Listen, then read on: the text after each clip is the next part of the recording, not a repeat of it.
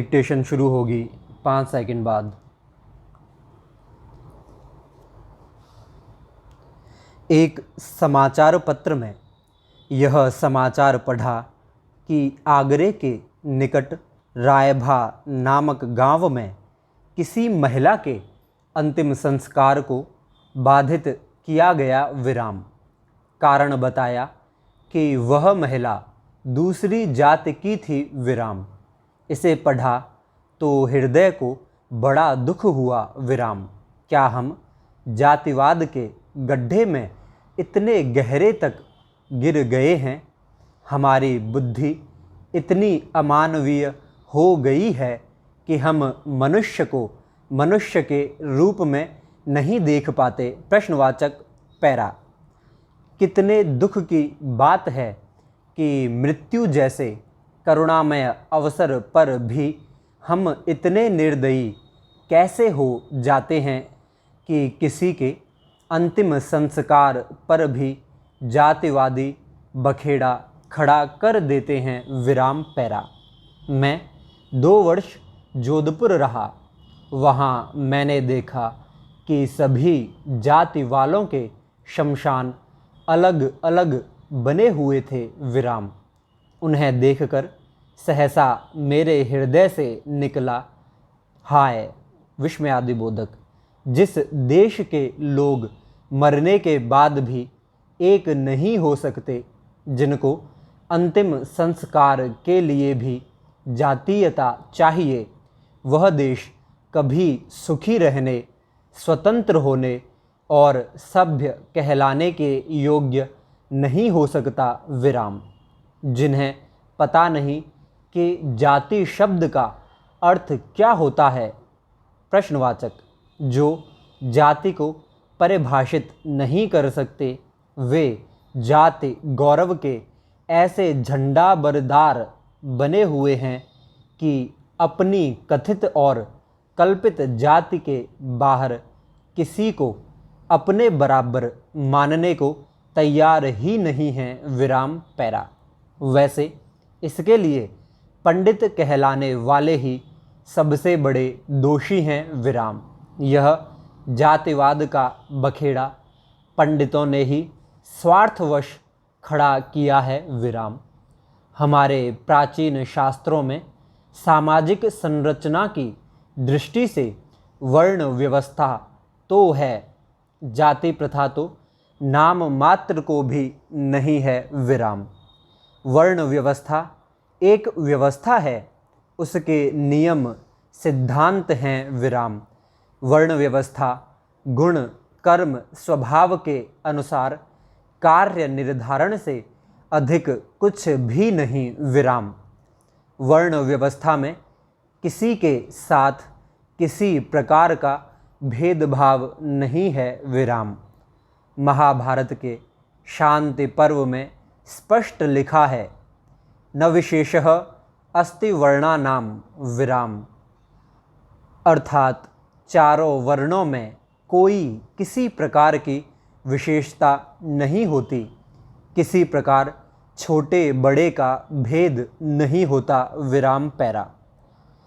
वेद की बात करें तो ऋग्वेद में स्पष्ट लिखा है, रुचन्नो ब्राह्मणेषु धेहि रुच राजसु नस्कृधि। विराम। रुचम वैश्येषु शूद्रेषु मयि देहि रुचारुचम। विराम पैरा। थोड़ी बहुत संस्कृत जानने वाले भी इस मंत्र के अर्थ को सरलता से समझ लेंगे। विराम। मंत्र में भी स्पष्ट शब्दों में ब्राह्मणों, क्षत्रियों, वैश्यों और शूद्रों के प्रति समान रूप से रुचि अर्थात प्रेम की बात कही गई है। विराम पैरा। शास्त्रों में कहा है, समान प्रसवात्मिका जाति ही, अर्थात जिनका जन्म समान हो वह एक जाति कहलाती है। विराम। धरती तल के किन्हीं स्त्री पुरुष के संयोग से संतान उत्पत्ति संभव है, इसलिए धरती के सभी मानवों की एक ही जाति है विराम। इसीलिए साहित्य में बहुधा एक शब्द मानव जाति का प्रयोग होता है विराम पैरा। रही अंतिम संस्कार की बात, तो हम उस मर्यादा पुरुषोत्तम श्री राम के वंशज हैं जिन्होंने रावण जैसे दुष्ट राक्षस की मृत्यु के बाद उसे भाई के समान माना था विराम। आँख खोलकर और सावधान मन से पढ़िए श्री राम के हृदय की अनुपम उदारता विराम। विश्व इतिहास का यह अनूठा और अनुकरणीय उदाहरण है विराम पैरा। हमें यह मानना ही होगा कि जातिवाद एक कुरीति है, एक अंधविश्वास है विराम। इस जातिवादी सोच के कारण इस देश का बहुत बड़ा विनाश हुआ है विराम। देश की पराधीनता में इस जातिवाद की बहुत बड़ी भूमिका है विराम। राष्ट्रीय एकता में सबसे बड़ी बाधा यह जातिवाद ही है विराम।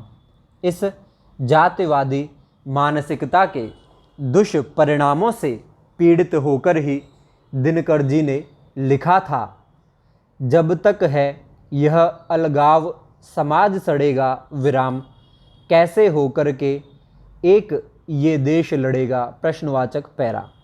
हमें इस जातिवाद के विरुद्ध मानवीय एकता का शंखनाद करना होगा विराम। मिटाना ही होगा इस जातीयता के उस कलंक को जो मानव मानव के बीच इतनी बड़ी दीवार खड़ी कर रहा है विराम। मानव को मानव होने का गौरव मिलना ही चाहिए विराम। पुनः ध्यान रखो कि जातिवाद हमारी सत्य सनातन वैदिक संस्कृति का अंग नहीं है विराम।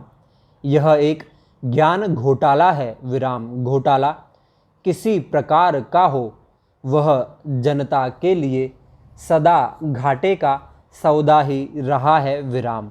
भारत की भोली भाली जनता को घाटे से बचाने का पुण्य प्रयास करना सभी मानवतावादी बुद्धिजीवियों का मानवीय कर्तव्य है विराम। स्टॉप।